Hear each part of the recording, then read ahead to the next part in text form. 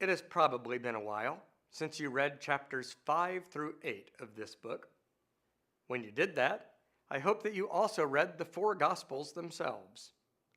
Think back now and remember the character of Peter, who figured somewhat prominently in those stories. Peter was an impetuous and fallible follower of Jesus. He often got in trouble for doing or saying the wrong thing, but in part this may have been because he was always a step ahead of the rest, blurting out loud or putting into action what others only thought about.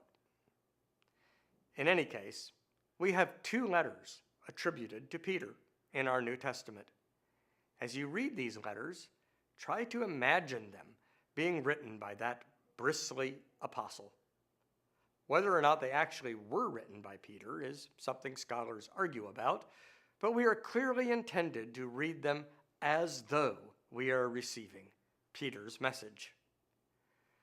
Peter would have been a young man when he followed Jesus.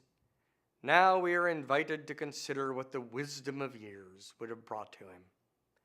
In his first letter, he speaks of the church as the household of God, as a family in which the baptized grow together and support each other in a hostile world.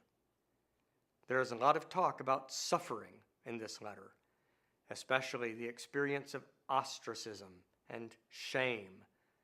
And so the author seizes upon the imagery of Israel, God's chosen people who suffered so much.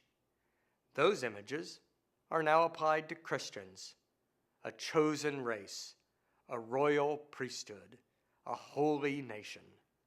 Like Israel of old, Christians are now in exile. The Roman Empire is the new Babylon, and when they are freed, they will find a new and glorious home in heaven.